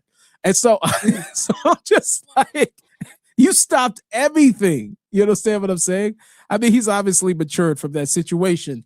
And I think so. But like it was crazy to see that's like one of those things. It's like what we won't call it out, and nobody else better call it out. But we're reserved to be able to deal with it behind closed doors, right? We can say that this is a problem, this is an issue. I haven't heard too much from a lot of these other people, no matter what the color is, that's been calling out black degeneracy, that I haven't heard within the community behind closed doors, that other people who had common sense, who was able to get themselves together, they said it, but they won't let nobody else say it, and they won't say it publicly. I thought about this a while back. I think it was Talib Kweli was on talking about. He was commenting. I think it was Pierce Morgan. He was on Pierce Morgan, and Okay. Ben Shapiro and what's his name, Tom McDonald had just released that song together, right? Yeah, I And know they're you're talking about, basically yeah. talking about, we won't turn your girls into, HOEs, and we're not gonna do this, and they're basically rapping, their version of Yeah. white boy rap, but obviously taking something that Talib Kweli thought was culturally, out of bounds. So as he's going on and talking about that's not what all rap music is about, because he's the positive rapper and all that, but he's been rapping. I grew up on Talib. He's been rapping about the black struggle for most of his, and who consumes most of his music? White people. You've been Right. having this conversation so long on record in front of everybody. And so when somebody else calls it out, now you got something to say about it. It's a Correct. hypocrite. It's a hypocrite. Not being We able ain't to nothing if we ain't review and call inconsistent. yourself out. Inconsistent. We're Inconsistent. inconsistent. He should be Yeah. celebrating, like, yes, thank God, thank you for saying the same thing that I'm saying. I've been Now you saying can even exactly. right, you can go ahead and get your little shine and say, hey, I've been saying this. I'm glad Right. Nissim finally picked up on what I've been Right. saying. Shout out. Right. All times you picked up Absolutely. on it, rather than Right. how dare Nissim say that. You over Right. there overseas, you outside of America. You don't need to be Right. talking as an expat. You keep your expat Right. over there. No, Right. no. You have as And much doesn't a it voice as anybody. Go ahead. No, I was saying, don't you think it bleeds in also too? One of the things I was disturbed about, I remember seeing during the riots and Black Lives Matter and whatever. It's really big in Seattle also too. Seattle's nuts over there. Yeah, I wow. love the culture of where I come from and the Woo. people that I grew up with, but we just call a spade a spade. Seattle's crazy. Anyways, during the Summer of riots love. and what was going on, I seen some of my friends, it was a lot going on social media. Some of my Mhm. friends who didn't grow up with, I'm talking about with no struggle. I'm talking about the friends that had both mother and father. Father's a pastor. They had, grew up in wholesome homes and all that. What are you outside picketing about? What you outside going crazy? But like, what do you understand what I'm saying? Like, what Mhm. was that? I couldn't even understand it or put two and two together. Like, you're not even, you know what I'm saying? So like, it is something that just bleeds into other areas of where we just blindly start following some. This is why I say it's idolatry. This is why I say that it's antithetical to godliness in its and just in its essence, because it leads people to start going out and protesting and all these other things on things that are just not even germane to your lifestyle or how you grew up. Like you, it's just insane to me. So I unfortunately, like you said, I think you're right on. You're right on with saying the fact that it's nobody being able to be willing to call these things out. People that know better, and you know better because you done better, right? You ain't living out there. You acting like that. Why you not calling out? LeBron James, same thing. He's playing the victim. Like, dude, come on. You've defied the odds. You need to be able to tell people you can do it. As cliche Right. as it sounds. So It's I cliche, think right? very important. No, I agree with you 100%. And I think going back to Dennis over here, that's what has brought about, and to the point that we made before, that's what brought about these type of commentaries is because the fact that we're not calling it out. We're not doing our part to say, call a spade and say this is inappropriate within our community, because we're not having intra, and I'm sorry, we can't have the closed door anymore. The intra people group conversation, that's why it's coming from the outside. That's why it's coming from the outside, people calling it out. And I mean, I'm sure we can talk. No more. It's already once it got out, it's already embarrassing. You're embarrassing everybody. We just got to talk about it. Like, you know what I'm saying? Yeah. All right, let's dance. Horrible person. But here's the uncomfortable truth. Some black people are still watching him and secretly saying he's a racist. He is racist as hell. But he ain't lying about some of the shit he ain't lying about some of his behavior. But see, I don't need Chud the Builder. I don't know anything really in depth about Chud the Builder. I know nothing about in depth about Sneeko. I know a little bit more about Nick, but or fill in the blanks, right? Myron and all these other clowns. I don't know much about them because I don't need the devil to tell me that I'm a sinner. I don't need the devil to tell me I'm a sinner. I don't need that. Like, what is he honestly telling me? I would love for somebody to explain to me what is, pick one, Sneeko, Myron. What are they telling you that you did not already know? Right. It's horrible, man. It's horrible. We could. So this is why I say it comes back to who's you are, because you can have two different people because of what their foundation is, meaning the essence of what they believe and their worldview. They could look at the same thing and come out with two completely different outcomes. Meaning that the same thing that a Myron or Nick or whoever else is could call out and talk about how it's degenerate and it's bad and it's evil, it's this and whatever the case is. The reason why that's offensive a lot of times is because those are the things that we glorify and praise over here, right? So if I glorify and praise it, no wonder why they're getting so upset by it, because this is I thought it was cool to have this many babies mamas and this and to be, on the street and selling this and doing this and all the other stuff. So these are the things I take pride in. You understand what I'm saying? And that's when it comes to calling good evil and evil good. So when they're flipped out, so the reason why it gets so offensive, you understand what I'm saying? So it's unfortunate, and even sometimes you'll have upstanding people who come from good homes and everything else, but they love identifying with the degeneracy, because to them that's the core of Black culture. They just, it's not their fault they grew up with a mom and a dad and you know what I'm saying, and all this other stuff. But who I really am is this. So no, right on the button. And that's the part nobody wants to admit. I'm gonna tell it because I don't give a damn. I'm gonna tell you exactly what Black people say. We tired of it too, aren't we? All that cutting up and acting a fool, you can't even enjoy yourself. Tell the truth. People, these youngsters, young and old, out of control. And the same thing applies for people like Charlie Kirk, the gentleman who got shot, and that fool Myron Gaines, and some of these other online non-Black conservative podcasts. I'm telling y'all the truth. That's why so many Black people watch them.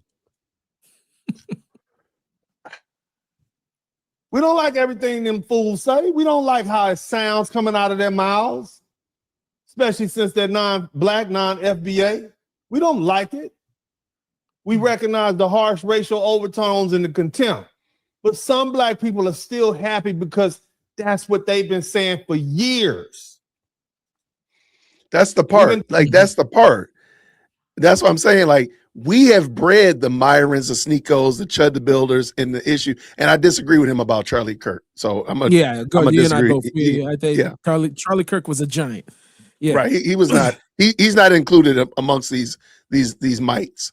But we've created these problems by not calling it out. And go ahead. He's the same in the sense that he made them feel some type of way.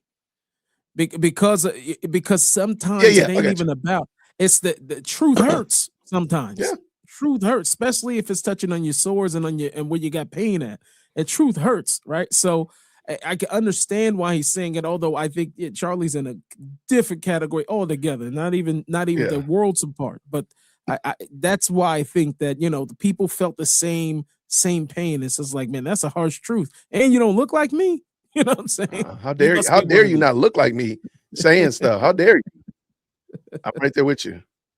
Yeah. I am right there with you. I'm gonna all right, we're gonna finish this up because I'm gonna bring up an example of we need to police ourselves.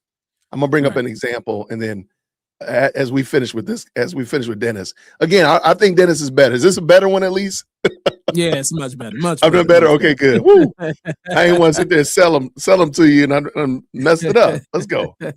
Talking about black on black crime,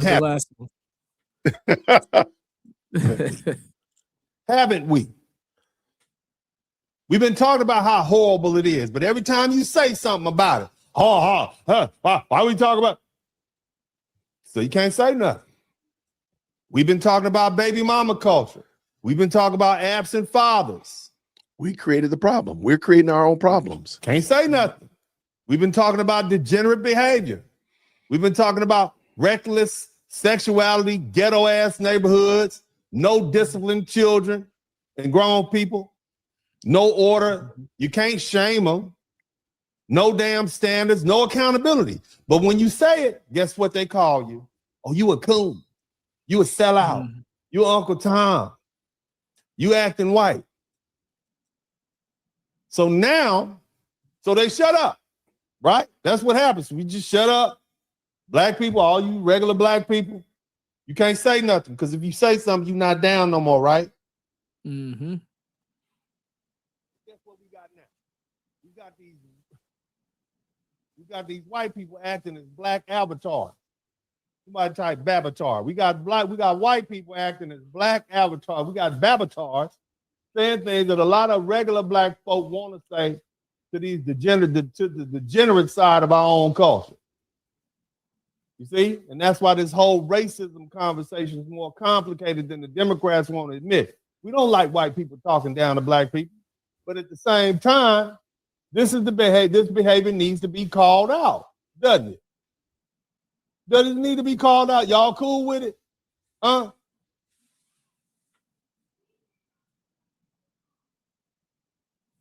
I can't hear you for personally. Some reason. I apologize. I put myself on mute. I apologize. I think personally, we need to start. He said we can't shame them. I disagree. We do need to shame people. We do need to isolate people and stop supporting things that don't promote. If we want to see, I want to see families grow. I want to see husbands and wives married, having children, raising those children, and wash, rinse, and repeat. That's what I want to see. So I'm not going to, and I should not support things in my community that disagree with that. Is that fair? Yeah, absolutely. Okay. So I should not support things that I don't want to see. I want to see more happy, healthy, strong marriages. That's what I want to see. So I should not support the degeneracy of that, or the degrading of that, or the debasing of that. We can do that. We can say, oh, no, we're not rocking with you. Now we're not going to identify with it. Right. Like, I don't identify that ain't with us. That's I was 2 summers ago, y'all was bopping around here talking about they not like us. Then point them out and say they not like us. That's not me. Say it. Say it. I can go ahead and bring Kendrick back into the discussion. Say they're not like us. I don't rock with that. Right. I don't know Right. what cookout Right. they going to, but I'm not going to that cookout. Right. I don't even Right. care. But y'all will sit there and flag me and Nissim and say we can't come to the cookout because we're saying, why are you supporting things that degrade your community? Why are you supporting the drug dealers? Right. Why are you Right. okay with that? Why are you okay with the fact that there are more payday loan places and check cashing places than banks in your community? Why are In you your okay with community. that? No. Why are you not? No, I believe in saving money. I believe that you should want to have money in your community. Why are we not okay with that? Why are you okay with kids running around here doing teen takeovers? But then we're the bad guys because we call it out. Now you got these other people outside of the group talking about it, and now you're in your feelings. It's crazy, man. It is crazy.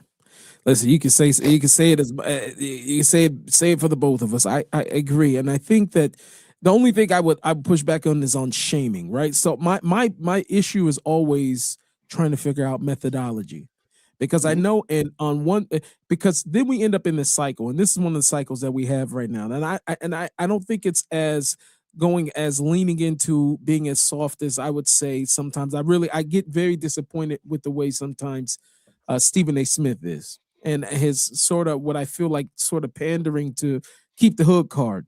You know what I mean? Even though he disagrees with a lot of these things, he'll call things out. But sometimes I feel like there's a little bit too much, right? You still have to keep some level of distance. And the reason why I say that is, one of my issues I always had with Candace, and I would message her even back when I was a fan of hers. I just always felt like the approach. There was another guy right around the same time she was coming up. Unfortunately, he had passed away. I think his name was Kingface. I don't know if you know who Kingface was, but he was a social influencer. Yeah, look him up. He was like straight from the hood, from Compton. He was coming up around the same time Candace was. He was getting a lot of followers on IG or whatever, and I had reached out to him. And whatever, he was just very strong with, like, he appreciated the love. And just what my feedback was, he just felt like, man, this is the way I need to speak to the people that I'm affecting. If you look up Kingface, him and her actually did some stuff together. I see it. Yeah. And so he was a part of that black conservative movement, straight from the hood. I remember him one time being out there with all his red on. He was in the crowd, was like, yeah, y'all said I wouldn't come out here, huh? Like, and I'm out here, and he was marching and going up on people during the Black Lives Matter, and nobody wanted to touch him. Obviously, he had street cred. I digress. I'm going off. But anyway, I had always worried about the methodology not being as effective. It's going to get us clicks. It's going to get more and more people to like you. But at the end of the day, they need to be reminded. So I'll tell you some of what I was saying yesterday in my first segment on my monologue was the fact that you knowing part of who you are, going back to that idea of knowing that this culture is an imposterous culture, and you come from a culture of when you met oppression, and when you did, you built your own businesses, you built your own bus systems, your own educational system. That's who you are. Right. So I think that there's somewhat of a reminding people of who they really are, and not believing who they're telling you need to be on the latest rap video or this thing or this social influencer and all these people who's they just this degenerate culture of what it is.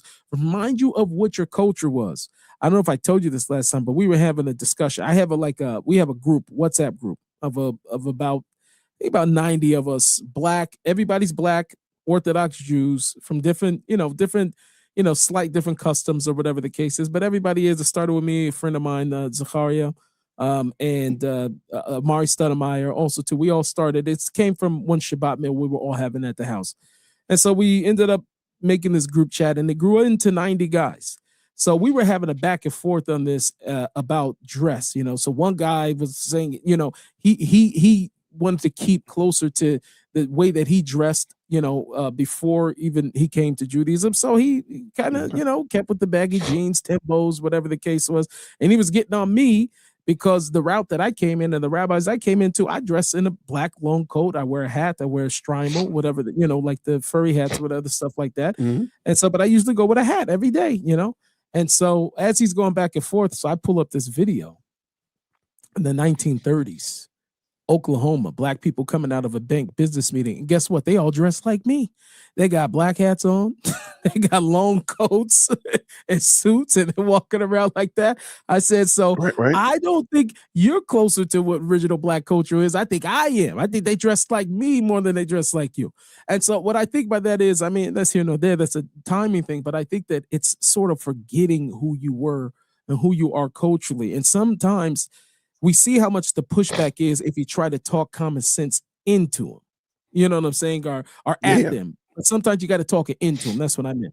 And so I don't know if definitely calling things out that are public and that are destructive while they're public. But I think the actual message to people and directly, if we're directing something, has to be one of encouragement of wake up and remember who you are.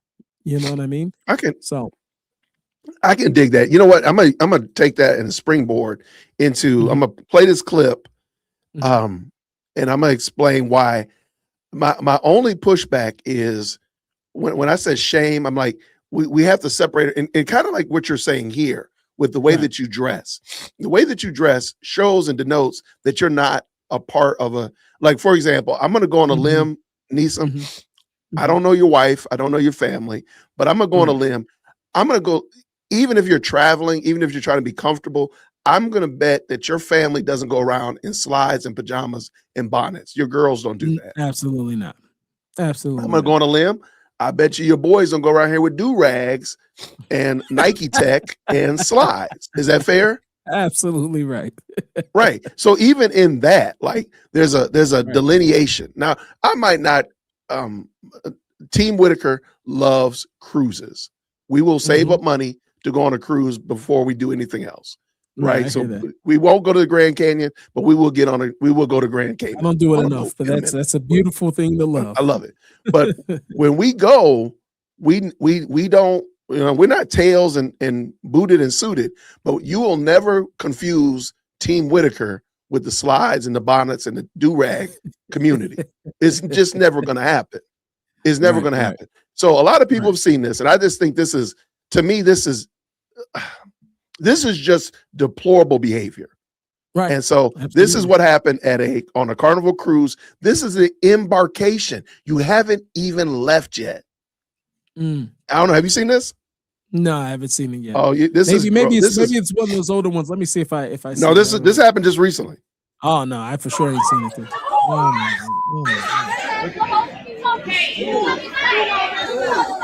You trying to get on the boat?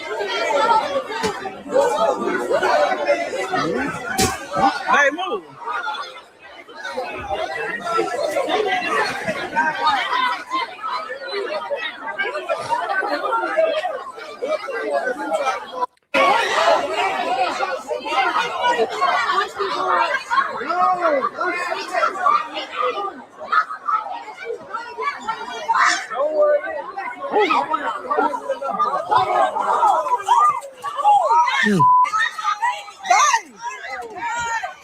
Watch out, watch out, watch out, watch out. Watch out, watch out.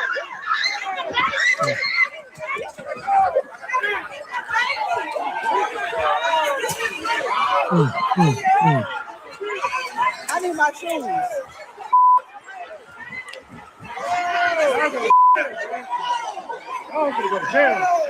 That's an understatement. I need my shoes. Let me get my shoes. What's the number? See right here. Let's go. I don't know if you see it. I'm gonna stop. Darn it! This lady has one of those stands. Right? She got one of those stands, bruh. She got one of the line stands about to swing it. And so my point is, like, I'm not gonna watch the whole rest of it because it's just. I think I made my point. Like, we have to separate ourselves from that. We can't allow ourselves to get even considered amongst that kind of foolishness. So if that means that I'm gonna have to do long coats and a hat everywhere I go to make sure that you understand, I'm not rolling with y'all. Like you are another breed. Can I tell you something fascinating? Please. So coming from my background, I noticed the difference in when I changed by now, forget about the way people outside of Black culture treated me, right? So Mhm. very, very often, I don't know how it is in Atlanta. I have a friend who's from Atlanta actually. So I would have to ask him, but usually for sure in New York and a lot of big cities or whatever, you have affluent and usually Jewish community, very close to a black community or ethnic or whatever the case is.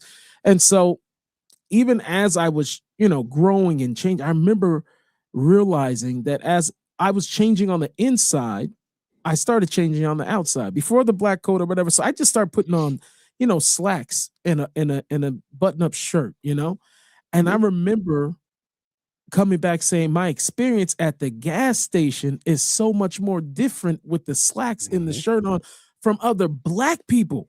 Yep. People in the hood was treating me differently, right? So like I remember going to the gas station all the time. Like it's one of those things, and if you know, looking at somebody for too long could be the cause of death.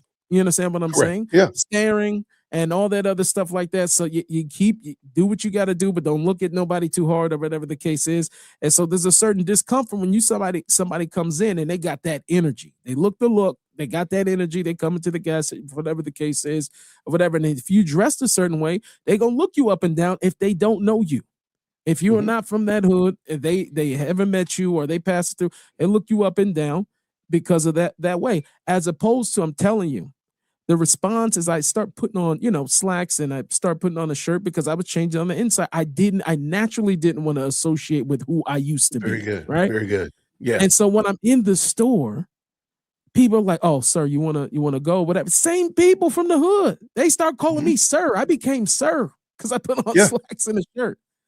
So how much more so should we be, very cognizant of the way we present ourselves Good.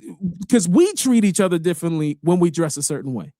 A Right. man with a suit in the hood is treated differently than a person who's dressed like he's from the hood, right? So Correct. it proves it. It tells on itself that we value a person differently based on the way that they present themselves. No, I'm right there with you. And I think we could go a long way to consider that. But I do think it's not just an external change. It has to be, as you said, In as you were yeah. changing inwardly, the inward Mhm. manifestation, what comes out of the mouth is what's in the heart. And I think Right. that outward manifestation has to be an inward change. Right. Before just saying, "Oh, let me just put on a suit," because we you go back to the 20s, they were gangsters wearing suits Them and gangsters wearing suits suits. That's right. and Tommy guns, right? So that doesn't make you, that Right. doesn't That's make true. you free of problems. It has to be something that happens on the inside that Right. is Right. shown on the outside. Yeah, Dennis, right. Mhm. All right, let's finish Exactly. up with Dennis. All Okay. right, let's go. I messed that up. I'm not cool with it. You got all these black folks destroying the image and our safety and our stability and in the future of Black America, and a lot of regular black people are tired of being forced to defend them just because they lump us all together because they're all black. We tired of that. Tired Mhm. as hell. Mhm. Some of these people, you went to the military and served for years and you went home and now you got to live next to some clowns. Acting a fool, smoking weed, cutting up. It's the same reason black people call the damn police when the foolishness in the neighborhood gets out of hand. Tell the truth. When we see these young sidewinders out here terrorizing the black folk in the community, acting crazy, threatening families, turning the block into a goddamn circus, shooting and stealing and fighting and breaking in cars and making regular black people scared to live in our own damn neighborhoods, who do we call? We call 911. That's who we call. And that's not just talk. Mhm. The Pew Research Center found that 38% of black adults, grown people, said police spending in their area should be increased. Pew also found that black adults wanted police funding in their community to either stay the same or be increased. Did you hear me? So I'm going to say something controversial. I wonder, and I've always wondered this. I am pro policing, right? I'm pro policing, Mhm. but I'm also Mhm. pro the community policing the community. I always wonder what is and being a Christian, I'm going to say, what is the church influence in the community, Mm. because this is a discipleship problem. Yeah. It's a discipleship problem. Mhm. Now, there are some people who are just going to need to go to jail. They need to go to jail, right? But there's some that can be discipled from making bad decisions, Right. right? And taught some skills. Some men come around them and help them learn, like, oh, there is a better way, Mm-hmm. and there's a meaningful way that you could, a path that you could take versus the path that you just gonna go to jail. Right. And I don't think everybody needs to go to jail, but I think there's a certain point, yeah, you got to go to jail. But we could have discipled you before then. And I always wonder, like, what is the community doing besides just saying, woe is me, we're victims to this, let's call the police. Yeah. Right? What did y'all do 10 days before? What did y'all do a month before? What did y'all do a year before you had to call the police on little Johnny, little Ray Ray? Okay, I'm sorry. Go ahead. No, it's a structural issue. There is, being in a community, I can tell you, it's as if there's absolutely no Black community. Like I don't believe, like, we so far off. After being in a community, I could tell you, it is the amount of infrastructure that you would need to be able to, I know you. To be able to have the proper support systems in place to even get the kids or get these young people to the pastors or the preachers or to it's just it's not, you have to have certain infrastructure. When you understand what I'm saying? Like, I'll tell you this, like, most of these kids who come here in Israel come from America. They're gonna go and go do what we call yeshiva. They're gonna come learn the religious studies and different things like that, and they'll figure it out after a while. They're either gonna go back to America and get married, and usually the parents are gonna set them up very nicely, right? So the parents are involved. The parents are usually very involved in the decision making process of who they marry. It's not like how they try to make it in the movies. People have make their own choices. I'm just saying, in a typical situation, and they get married, they're set up with a place somewhere in the community, and usually they're going to have a job opportunity within their community. You understand what I'm saying? For somebody inside the community, very easily. You understand what I'm saying? Because the community infrastructure is built that way. People spend with each other. People, and so there's so much infrastructure that just doesn't exist already. You understand what I'm saying? Like, I tell you, my cousin, he went to prison when we were 19. Ooh. I think we were 19 years old. Right. He just got out a few years ago. I'm 39. So he's well in his 30s, 40 now. So a few years ago, he just got out. He, long story short, he's in a shootout. He shoots the wrong person, shoots some 13-year-old kid in the head who ends up surviving. So you get worse time because it's not even, the kid was, lived. And so you have all of that. So he ends up going to prison after a while, turns himself in. He's in prison all that time. He gets out, and I'm like at a shock. What does he come home to? He don't got nothing to come home to. You know what I'm saying? He's got his mother. Father was never really in his life, never really claimed him, even though he looks dead smack on him. He looks like all his brothers and sisters running around, and who his father does claim. Father don't claim, never claimed him. He's got his father's name, so whatever. The hood raised him. Almost everybody he was around before he got locked up is dead. They all been shot, right?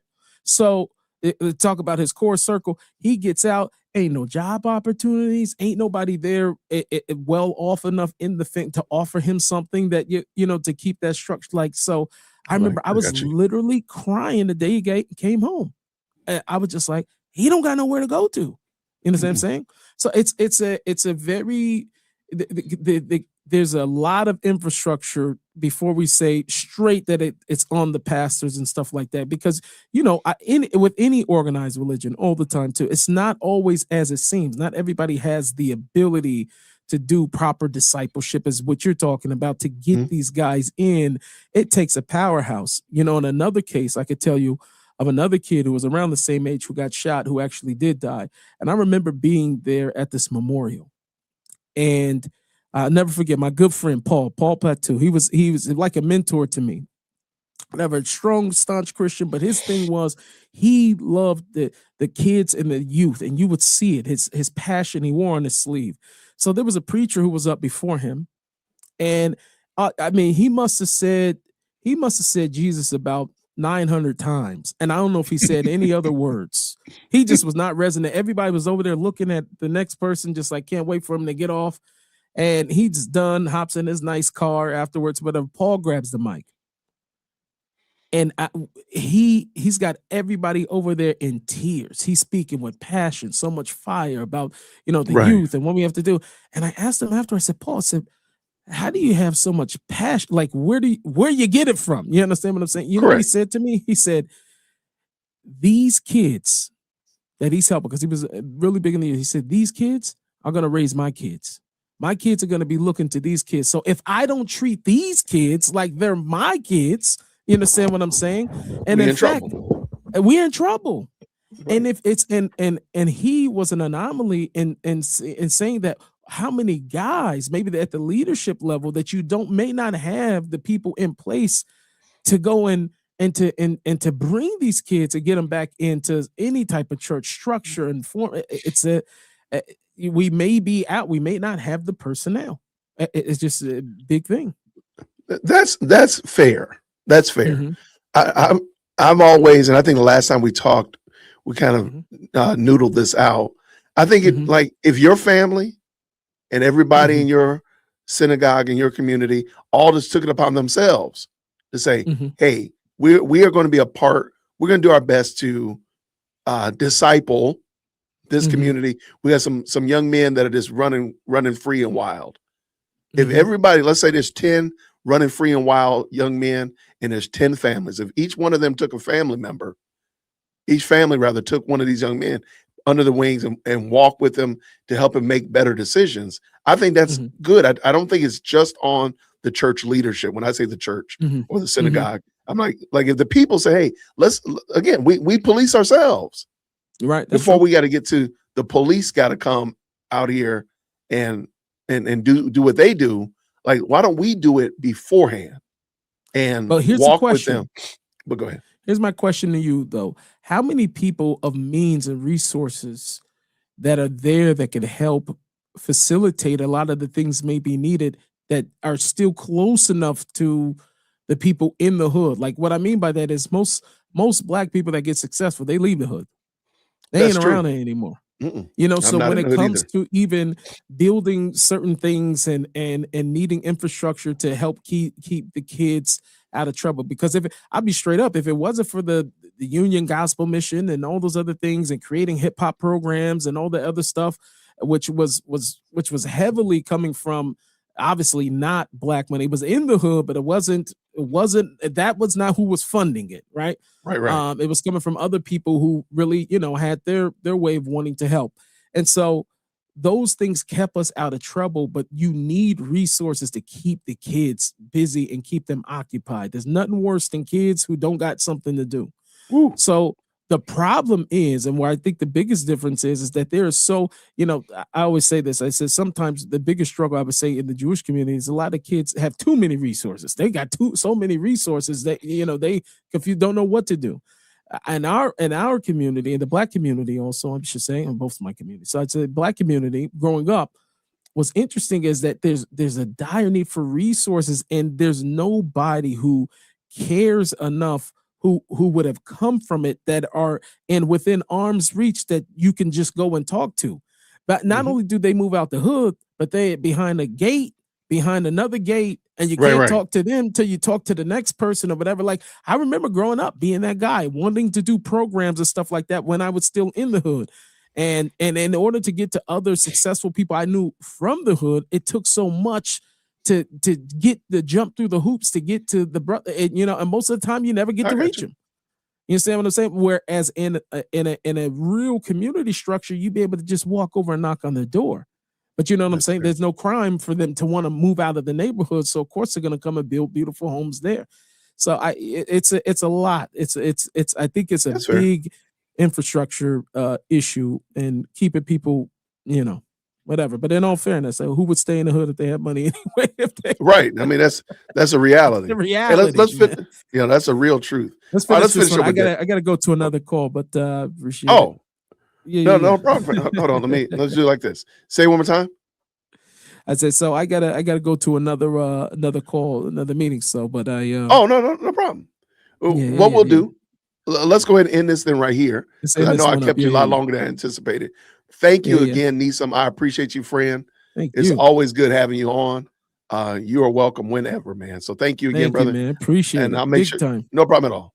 We'll catch you real soon, friend. Best live on the internet. There we go. The best live channel on the internet. There we go. Hey, man, I'll catch you real soon, friend. Okay, brother. Take care. All right. So that was Nissim Black, and I'm going to go ahead and I'll call it, because I know he had promised me 2 hours, and I look at the calendar and look at the clock. I'm right at the 2-hour mark, so I don't want to take from his time. So I appreciate y'all rocking with us. I'm going to finish this one with Dennis tonight when Kevin Briggins comes on tonight. We're going to finish up talking about this Dennis Sperling. Again, good guy. I don't see anything wrong with him at all. Let me leave the link to this. Let me grab that real quick and put it in the chat while it's on my mind. I'll put it in the description of this video as well. I think he's a good guy. Oh, well, let me put it in there. What's wrong?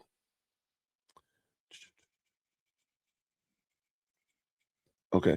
Some reason or other, well, let me drop the link in there. Why can't I drop the link on my own channel? Interesting. Okay, there it is. I hope that is. Did y'all see it? Okay, there we go. But yeah, thank you. Thank y'all to everybody who tapped in today. This was a good one. This evening at 7 o'clock Eastern Standard Time. Kevin Briggins, good friend of the channel. We're gonna come on. We'll finish up with this Dennis Sperling. So you gotta come on, check us out tonight. And you know Kevin's always fun. So I appreciate that. Thank y'all to everybody who tapped in, all that kind of good stuff. I'm glad you liked it. I'm always glad to have Nissim come through. Great brother. But there is a time differential. So you know that it's good to have him. And that's why I wanted to do 9 o'clock today, because I think last time it was like midnight his time. It was crazy, and he persevered for us. So I want to make sure I took one for the team today. So thank y'all so much for tapping in. It was good. Thank y'all so much. Tonight we got Kevin Briggins coming on. We're gonna be chopping it up a little bit for our Thankful Thursday. Tomorrow, Friday Night Lights, we're gonna be doing body cam. I'm sorry, Sovereign Citizen body cam footage bingo. That's gonna be a fun one. And I think we have a good time. We got something fun planned next week that I think you'll enjoy. So I have a little bit more time to tell y'all about that. Thank y'all so much for being so kind to our guests. I love it. I'm glad that y'all enjoyed him. Maybe we have him come by through again. Now, some people said I need to have Tanash on. I reached out to Tanash. He's just super busy. So I have reached out to Tanash, and I haven't heard back from him. But as soon as I can, I will have him on. I love chatting it up with Tanash Peters. So if y'all see him, y'all tell him to come hit his boy up. Hit me up. Hit me up on the email. I'll get you all the details. But thank y'all, everybody who tapped in today. This was a lot of fun. I am going to go and be Dad of the Year, and I talk to the dynamic duo. So you all have a great rest of the day. Please do me a favor. Make sure you tip your waiters on the way out the door. Make sure you get, if you don't mind, if you did like this video, please go ahead and hit the like button. Go ahead. Share it with your friends. Tell a friend. Tell a friend. I really appreciate it. Everybody, I'm going to see you all real soon. Until then, grace and peace. See you soon.